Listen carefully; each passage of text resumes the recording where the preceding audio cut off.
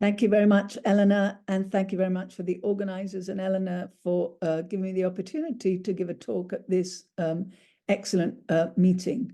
So, can you see my presentation? No, not yet. You just have to press the share screen icon at the bottom. Yeah, sorry, I just lost it somehow. I thought I'd pressed it. Let me escape. Let me go back to Zoom. Yeah, I thought I'd shared it, and I'm shared. Okay, got it. Yeah. Sorry, we do this all the time, and yet it's probably because it's Sunday.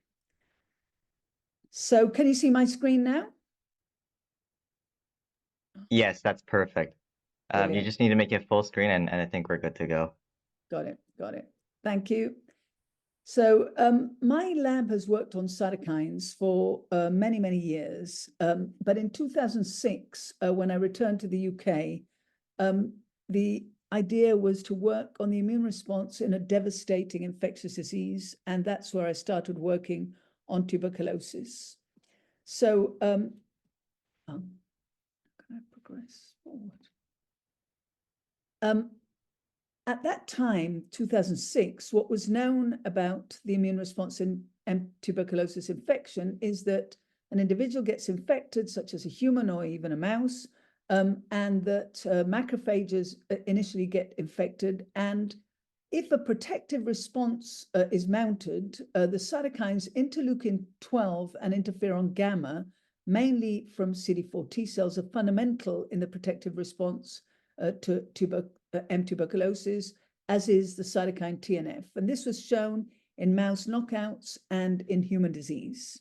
I won't go into the details of how. We had been working on a suppressive cytokine, interleukin-10, for many years, and its role in protecting the individual from immunopathology by keeping the innate immune response in check and downregulating macrophages and dendritic cells from producing these cytokines. So we thought IL-10 must surely have a role in the immune response in TB, and does it do it to protect from pathology or lead to chronic infection?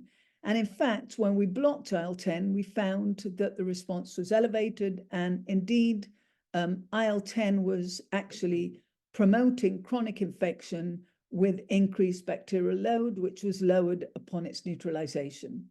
However, this was the tip of the iceberg, and tuberculosis is a human disease, not just an experimental model. So we turned to the problems in TB. We turned to the problems in TB and the major aspects of this devastating disease. So one person gets infected with Mycobacterium tuberculosis and goes on to get disease. But what's fascinating to an immunologist is that a quarter of the world is estimated to have been infected, and yet they remain asymptomatic. All you can say is that they respond to the MTB antigen by an antigen-specific assay, which I'll go into later. TB is a real problem also, with many deaths. Diagnoses are problematic. Drug treatment takes ages with toxic drugs, and the treatment monitoring is problematic. And the BCG vaccine is variable. So therefore, we really needed to know a lot about this disease, which occurs to a huge level in places like Africa, China, and other countries, but also occurs in the UK, in London, in Europe, and other continents of the world. So with the human disease, I thought we can't go molecule by molecule as we've done with the mouse models through the years. So I thought to use a transcriptomic approach and ask the question, why do some individuals remain latent healthy while others go on to develop active TB? What factors in the immune response contribute to TB? Why does a person go on to get TB? Are there immune factors that promote that? And because this was such a daunting question from a reductionist immunologist's point of view, we thought to take a transcriptional blood signature approach to try and identify the blood signatures that could distinguish latent and active TB. And although this was predominantly a lung disease, we thought maybe we can see something happening in the blood. And indeed, we were fortunate that the approach worked with great collaboration with Virginia Pasquale, Jacques Bonjour, Damien Chasuble to get this transcriptomic working. We now do all of it at the Crick and with collaborators. And we published a type 1 interferon-inducible neutrophil-driven blood signature in active TB that was absent in latent individuals. And just summarizing here, what you can see is this was the blood signature, which was up and down-regulated genes in active TB, missing in healthy, and latent, although some latent clustered with the active, and I'll come back to that. What was most fascinating is that not only were gamma interferon inducible genes, as you'd expect, be upregulated, genes downstream of that, but it was type 1 interferon inducible genes that you think about in protection against viruses and not really bacterial infection. In Listeria, it had been shown that they could exacerbate. But then, propelled by our study, Microbacterium tuberculosis by 3 other groups was shown a couple of years later to trigger the gasting pathway and thus turn on type 1 interferon that way. As I said, the treatment response is really a problem because people have to get sputum. Sputum is difficult to get. You can't get it from 30% of individuals. And so we thought the blood signature could be effective. And indeed, you can see that the signature goes down as people progress and respond actively to the drugs. And I should say in MDR, the signature remains high when the drugs are not working. So just from the clinical point of view, the diagnosis and treatment monitoring are challenging, and these blood signatures are being developed at a reduced number to address this issue and perhaps introduce them to the clinic. However, what we were interested in is the problem of why one individual develops active TB, whereas the majority of the individuals remain latent and asymptomatic, and as I said, only defined by an MTB-specific blood interferon gamma assay or skin test. And I'd just like to show this because I think it's useful for those who don't work in it to think about the latent process. So people have been infected, they're asymptomatic. They may have cleared the infection, they may have controlled or persistent infection that you can't detect, they may have subclinical disease, or they may be false positive. All the skin test or the interferon gamma release assay for MTB-specific antigens can tell you is that those people were exposed, but it cannot tell you whether they're going to get disease or not, and it cannot distinguish active from latent. So our signature was already a start in that we could distinguish active from latent, but could we distinguish those who develop active TB or not?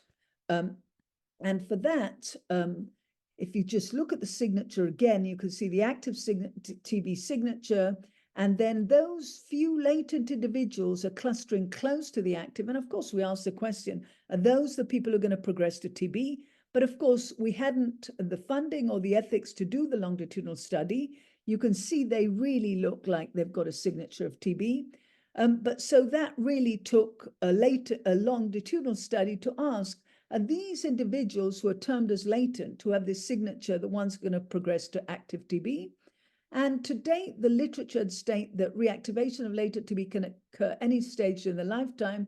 But we ask the question, can transcriptomics tell us anything about when an individual is infected? Can the blood signature tell you whether they progress to TB, et cetera, et cetera?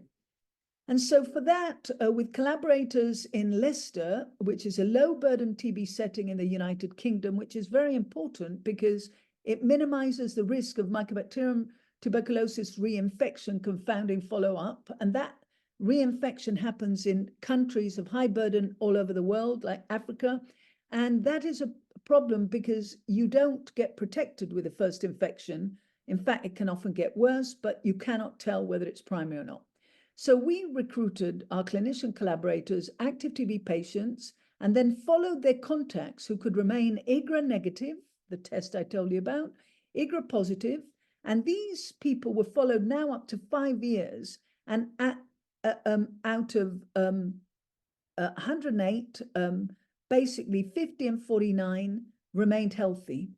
And these could have a transient signature, but those few there were 9 patients, actually more, but we didn't get good signature data. Those that progressed had a persistent high blood signature, so 70% of these people progressing to TB.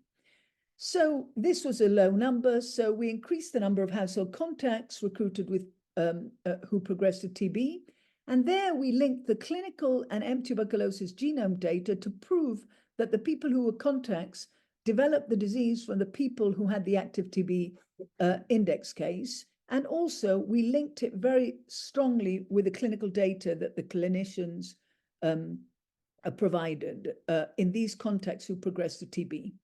And you can have TB patients diagnosed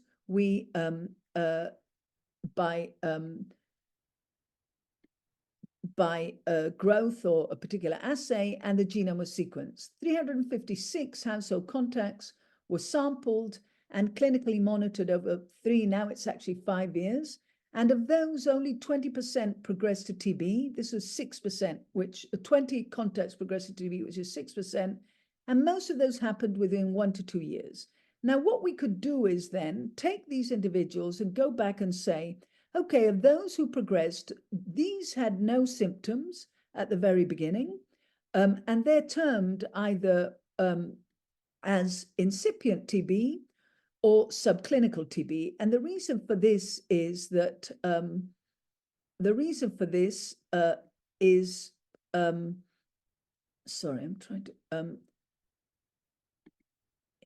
is that these had no radiological abnormalities, no microbiological evidence in sputum of M. tuberculosis. The subclinical TB, again, were asymptomatic, no clinical symptoms, but they could have radiological changes, but you cannot prove that that's TB unless you grow the bug. And they might have microbiological evidence without radiology, so therefore no symptoms. And these progress at different rates to TB, whereas those that bring into the clinic after the contacts were recruited, who had radiological and microbiological evidence, they progress within less than 20 days. The subclinical TB progressed between 21 to 40 days, and then the incipient TB, who had no signs of anything, would progress between 41 and actually now it's about 300 days we have it. And so these were the different stages of TB progression. And in fact, we looked at those again by blood transcriptomics, and the incipient had low numbers of up and down regulated genes, the subclinical higher, and the clinical much higher up and down regulated genes. But still, these are nowhere near what you get when you have full-blown active TB, because we got them early. And when these signatures were looked at in much more detail, they were actually found to have common pathways enriched in the upregulated genes, which increased with the disease progression and increased with time. And there were type 1 interferon stimulated genes that were highly enriched, suggesting that this is a progressive disease. It's not reactivation in these individuals, and the blood transcriptional changes progress with disease progression. We could show this at a modular level, which I won't go into the detail, but suffice to say that the red dot is overabundant genes, the blue is down, regulated or underabundant genes. And you can see that in the subclinical and the clinical, you can see the interferon inducible signature. You couldn't here see it in the incipient. There were very, very few genes upregulated, but you could start to see the downregulation of NK cell and T cell effector molecules, which suggests that maybe this is a pathway to progress to TB. So the point, that is the blood that we're studying this in, and the site of infection is the lung. So we were fortunate to obtain a Welcome Investigator Award to look at patients with active TB and their contacts. And here we have IGRA positive and IGRA negative recruited, and we're really on target to follow those with subclinical disease who will eventually progress to active TB. There could be incipient subclinical because they have no symptoms when we're monitoring them, or they could be latent infection, which is going to control it for all the years that we follow them. And we'll monitor them for 3 to 5 years, collecting blood samples to see how we can relate to the two. Now, the beauty of this study also is not only are we looking in the bronchoalveolar lavage from these individuals, the contacts, in addition to the active TB. But we can also, the clinicians are taking a PET-CT scan of their lungs, which is much more sensitive than regular X-rays. And so Will Brancher in my lab has been leading the molecular side in the lab with flow cytometry on the immune cells, as well as the mycobacterium load, RNA-seq, single-cell RNA-seq, together with advanced bioinformatics approaches to understand the genes that are being affected, the cells that are being affected, and then how this relates to people who protect or go on to get disease, and how it also relates to the clinical symptoms, and most sensitively the PET-CT scans, which is the most sensitive way of looking at it. And I just show you some examples here of IGRA-positive TB contacts. These were negative for PET-CT, even though they're IGRA-positive and they were contacts. These were indeterminate. It had a very low level. Here is a positive PET-CT, probably MTB, but you really can't say. It could be other kind of inflammation. Here it's an individual who has a positive PET-CT and then it gets better. It reduces and it's suggesting resolving infection. Here you have, say, stable controlled. And here you have a patient who had a very slight PET-CT and then it progressed, and that suggests the patient is progressive to active TB. And here, indeed, this patient did progress to active TB. They were then, after the PET-CT scan after 3 months shows this big signal, and upon treatment, you could see it disappears. So we have all this clinical aspect to relate to our RNA-seq, single RNA-seq and flow cytometry. And here I just show you an example of the single-cell RNA-seq that we're doing on these individuals, where here the UMAP shows the annotation of the patients with alveolar macrophages and then immune cells on this side that I'm pointing to. And here we have IGRA-negative PTB contacts, IGRA-positive, as I showed you, which have different stages of PET-CT, and then the active TB patients, where you can see there may be reduction in the alveolar macrophages happening and increases in immune cells, but these increases in immune cells are also coming in the contacts who as yet have not progressed to TB, and therefore we hope will tell us who is progressing and what are the molecules that are related to this. So that is ongoing studies. But then what about the targets and measuring what they do in tuberculosis and proving that they actually have a role?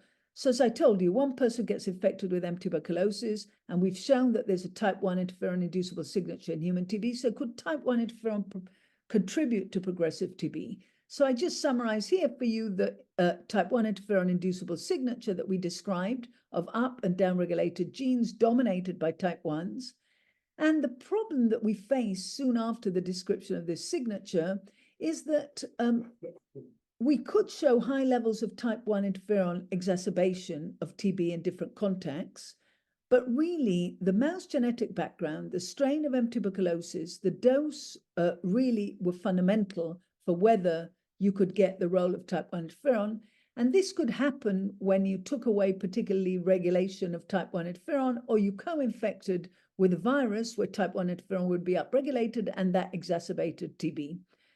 But so the summary of these published studies was from ourselves and others that M. tuberculosis, if it's a particular type of bug and a particular strain of mouse, will infect the myeloid cells and then give rise to low levels of type 1 interferon. We still don't know whether low levels are protective, but we know that when you get late sustained high doses of type 1 interferon, this will block IL-12 and TNF, and we've shown that in vitro in macrophages. We can also show that MTB-infected macrophages upregulate IL-10 via type 1 interferon, and they will block the protective gamma interferon activation of macrophages to control the MTB load. So type 1 interferon at late sustained high dose is bad news. And so why? So for studying this in more detail, we wanted tractable TB models that resembled human disease. And I showed you the modular signature before of progression. And here is the modular signature of human TB, where we have up red regulated dominated modules and down. And what you can really see is that there's a neutrophil modules that are highly upregulated, and type 1 interferon inducible modules are also upregulated. And when you look at this in a resistant mouse infected with a lab strain of M. tuberculosis, this is really very weak and really almost not visible. And this is the blood of these mice. But when we change the M. tuberculosis strain and the genetic background to this C3HEB FEJ, which is a mouse that shows similar pathology to active TB in humans in the lungs, then we can see that actually that makes a difference as well as the MTB dose.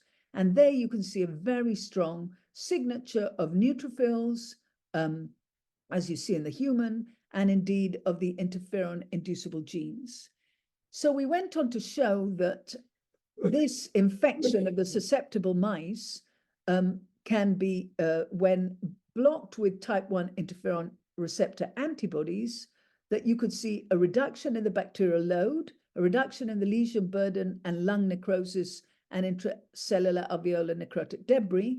But in addition, you saw a complete disappearance of neutrophil extracellular trap formation, net formation, with citrullinated antibody staining completely diminished by anti-IFNA antibodies.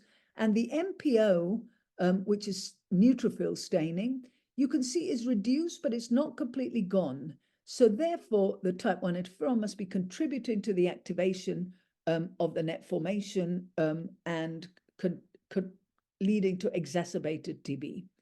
So that was in the blood of mice, and that was on the control, was the blood signature led us to the neutrophils, which led us to look at the control and the role of type 1 interferon in blockade of neutrophil signature. But we also now could look in the lungs of these resistant and susceptible mice. And I don't want to draw you to the whole of the signatures. They're there. You can see the 17 neutrophil myeloid pathway screaming in the susceptible mouse infected with the clinical isolate H&H7 of M. tuberculosis. But what's striking to us, or we had never seen before, is that the resistant mouse, when infected with H37RV, the lab strain, and really takes years to develop infection, which is not similar to the type you see in human, but they are protected, that in this protective scenario in the resistant mouse, you see immunoglobulin and B and T cell and NK effector signature, which makes you suggest that these may be important in the protection at the beginning of the response, which would fit with the signature that we showed in the progressors, where they had diminished NK and T cell signature, and then an increase of interferon-inducible genes.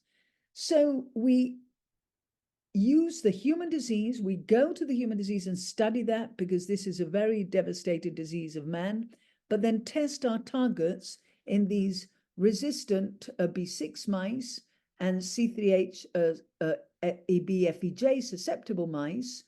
And here you have an early protective macrophage and T cell response, but we know we have a low type 1 interferon. And the question is that protective? In the TB susceptible mouse, we have a very limited early immune response. And I'm summarizing this for lack of time, and this is work that we're soon getting ready to publish.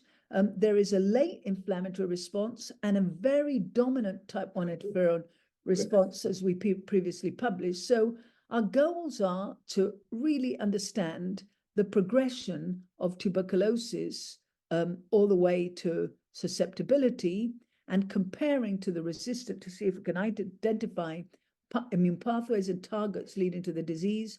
And we're using a combination of bulk RNA-seq flow cytometry, single-cell RNA-seq, a multiplex histopathology and immunofluorescence, and leading to spatial transcriptomics, which then will give us the location and how the disease develops. And this is looking very exciting at this time, but as I say, is ongoing work, where very critical, the way we do our research now is very different to the way my lab did it for over many years. Instead of doing the mouse models and then checking human disease, we check the human disease for the pathways, the molecules, the signatures, and then we test them in the susceptible mouse and the resistant mouse to try and understand pathways of protection or disease progression that could then lead to immunotherapeutics. And now we're very fortunate to be able to be comparing, looking at these responses in the lungs of humans, where we have all the ethics, and we can compare these in parallel using sophisticated bioinformatics approaches, comparing also with the PET-CT and the clinical phenotype. And so to finish, really, the very important slides are those of collaborators funded by the Wellcome Investigator Award, the Human TB, La Caixa for the Mouse TB, and the Francis Crick Institute. We were funded also by MRC for many years, and we still are, because the Crick is funded by MRC, CR UK, and Wellcome. But we had numerous clinical collaborators leading this study at the very beginning, and then initially with Virginia Pasquale, Jacques Bonchereau, Damien. But then the mouse models, these are all people who've been in the lab and have left, and collaborators, and clinics in St. Mary's Hospital, London, then at the Royal Free, in University of Cape Town with Robert Wilkinson, because of course validating what we see in a intermediate to low burden TB burden country with what happens in the real scenario, and all our different funders. And really our studies now on tuberculosis with the University Hospitals of Leicester have been going on for some years with Raman Verma, Joe Lee, Gerrit Wortman, Pranab Halder. And now the current team is a very happy team working between human tuberculosis with our Leicester University colleagues, including now Kim Ji Wang, clinician leading this, and then Will Branchett leading the human molecular studies together with the mouse models and collaborators in the lab. A collaborator also for this, much of the work and ongoing, is Margarida Saraiva at the University of Porto, at the I3S Institute in Porto.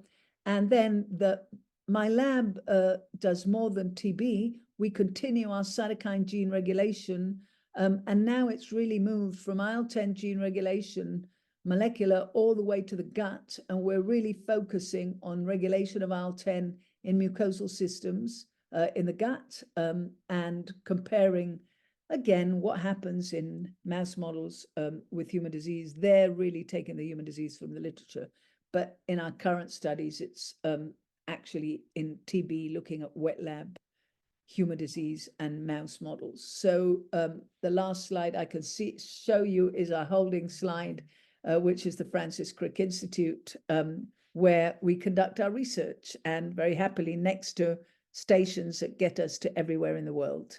So hello, everybody, and goodbye, and thanks very much.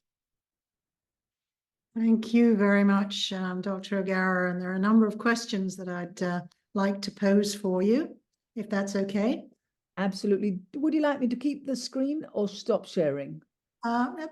Whatever. It's maybe stop sharing so I can just see you. Perfect. All right. Thank you very much. So a number of questions. One is whether, and I'm sure you have considered, because this is a disease that's around the globe and has higher incidence in certain regions, that there must be environmental contributions, and whether amongst the genes you look at, you've considered what might be the epigenetic effects on their regulation. So we haven't looked at the epigenetic effects as such. We could always go back with our single cell data and maybe consider that. But one thing I should say is that the high burden TB countries, where they're really a major problem is nutrition, metabolism, therefore then leading to the wrong immune pathways. So that's something we really keep an eye on. We're not doing metabolomics, but with the gene pathways we look at, we sometimes see a hint of certain metabolism coming up alongside the MTB. To do genetics on the individuals and epigenetics, you'd need huge number of studies. And our study really was more to focus on what, in a setting where we know people are progressing when they got contacted, we can follow this because we don't have reinfection, etc. We can look at the pathways in the airways that are really bringing up progression or protection. And the pathways in protection could be fundamental, because understanding this for vaccine design would be really important. So we have a lot to learn yet. Okay, so are there any insights into the role of tissue Tregs in and around the TB lesions, and are IL-33 and IL-18 involved as well? Wow, that's very good questions. Those are questions we ourselves have not looked at, but I would say Tregs, we do know that the IL-10 in our studies was made by actually often CD4, CD8 negative T cells. However, in the susceptible mouse, one would have to look. But the role of Tregs was shown in the experimental models by Kevin Ordell a number of years ago. And this we can really check. At this stage, the single-cell RNA-seq data, we haven't got all the patients recruited, so we're not going in detail to analyze. But that will be able to tell us who the cytokines are coming from, where the Tregs are. And in the susceptible and the resistant mouse is where we could do the spatial orientation. In the bowel, obviously you can't, but in mouse, we also do not only lung so that we could do spatial, but also bowel, so we can compare the lung with what's happening in the bowel, and then the bowel can be compared to human. So that, I think, answers Tregs, and it answers the spatial aspect of it. Regarding IL-33, there may be some literature out. We haven't found any evidence as yet for IL-33, but we'll keep an open mind. Is there any characteristic difference in the macrophage phenotype between M1 and M2, between those who are resolving the infection and those who are not? Very good question. I prefer not to call macrophages M1, M2. I prefer to call them, the original term that was given is the classically activated macrophages, which would be LPS and gamma interferon, or MTB plus high levels gamma interferon, which we've seen in the experimental models, obviously. And then we see type 1 interferon, which brings you to another new ballpark that is not M2. M2 I always associate with parasite diseases, but some very nice work by Tobin's lab was done in zebrafish, where it could be these alternatively activated macrophages where IL-13 is gathering, may be contributing to disease. We, as yet, have not gone deep enough into the data we're doing in the human to see that. We didn't see it in the mouse susceptible model, that's for sure. Okay, so I'm going to now paraphrase several questions that relate to the interferon response, the interferon signature, and the effect on perhaps T cells. So there's been work with chronic LCMV that shows that a persistent interferon signature in chronic disease is associated with suppressive effects on, for example, PDCs, which therefore influence the T cell response. So the question is, what's going on in TB? Are there similar things happening? Have you, what's the PDC T cell response? Have you considered that and where it's moving? So I should say that a very nice paper was just published by Russell Vance in Cell, where he actually shows in his model, he says it's early. We have to discuss with Russell because we don't think it's early. We think he's looking at the peak of his model, where he's seeing PDCs making type 1 interferon and then perhaps contributing there to neutrophil responses. We're looking early in the mouse models in both resistant and susceptible from 7 to 14 to 21 days infection, so way before the pathology ensues. And that's where we want to see whether, is it really the PDC? Is it first the epithelial cell interacting with the macrophage, and the macrophage responding to type 1 interferon inducible genes? So we're looking a lot earlier, although that has been suggested in what we would call the peak of disease. And of course, in the human context where we can see the bowel, hopefully we'll be able to see it, but possibly that will be restricted to the tissue. So looking at early tissue in contacts of TB is impossible. So that's what we have to have the models to do this in. But watch the space.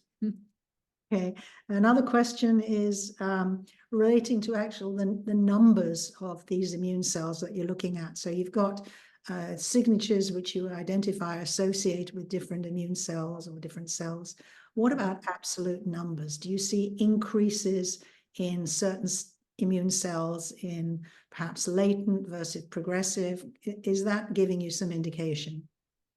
So in the lung, that's early stages yet, but in the mouse, actually. So in the blood, we definitely saw that B cell and T cell, certain B cell signatures would go down, and maybe T cell numbers, and that's been reported in TB. But the signatures, you couldn't say whether it was numbers or because it was whole blood signature. Now, with our single cell RNA-seq, together with flow cytometry in the bowel, we'll be able to show that in human. But in the mouse, and Will Branchett is doing beautiful work with the team in that area, he's really showing in the resistant mouse that you get certain cells coming up in the resistant and in the susceptible mouse early. You're not seeing this, and you're getting a completely different pathway of cells as well, cell numbers as well as signatures. Okay. Just two more quick questions. So one is gamma delta T cells are also implicated in mouse responses to TB. And does this translate to humans? As yet, we don't know. As I say, we're recruiting still for some more time in order to have the maximum number of our latent IGRA positive and IGRA negative. At the moment, we've got about 8 to 9 progressors, which actually is not bad considering we were delayed by COVID and we're in a low burden country. But even 8 progressors, if their signatures look similar versus the multitude, we've got about 100 non-progressors, that will be able to give us a handle on this. And then analysis of the human bowel may give us this idea as to whether the gamma delta cells are there in the human protected. Do you see them in the progressors or not? Okay. And the final question, just because of the interest of time here, is a colleague and one of our BSI executive who treats patients in a region in Kenya, says that it's an incredible challenge treating with these disease-modifying drugs patients who have concurrent comorbidities such as relapsing remitting MS, that there are drug interactions and challenges because many of these drugs are immunosuppressive. Any thoughts on how you manage this or how this is dealt with? I mean, I think in high burden countries, just treating active TB patients is already a problem because it's difficult to diagnose them. When you then start treating them, the drugs, there's a lot of drugs and they're toxic. And then there's not a proper way to monitor treatment because you can only get sputum out of 70% of individuals. Children, you can't get it from. And after a few weeks, you can't even get sputum. So that's just people without comorbidities. To me, this is really a major challenge. So to you clinicians also having treatment with the comorbidities, I really wish you the best. And I think possibly trying to tease out signatures that are your autoimmune signatures different to the TB signatures, and then being able to monitor could be really helpful. And that's why we're trying to encourage the development. This is being looked into, the development of blood signatures of TB to look at how the treatment response is going. And we can distinguish the TB signature from viral infections. I didn't speak about that for lack of time, but it's published. So we're teasing out, instead of just doing straight machine learning, getting the modular signature that we've published, and then doing your own modular signature, and then your modular signature of autoimmune or viral infection, etc., and doing the comparison at each modular level, and then doing the machine learning may really help to tease out how to deal with these patients. Because I have to say, I congratulate you and I wish you the best in treating people with MS, relapsing remitting, and these confounded diseases, because, as I said, it's difficult enough treating them when you don't know whether you have co-infections. And in fact, Scriba et al.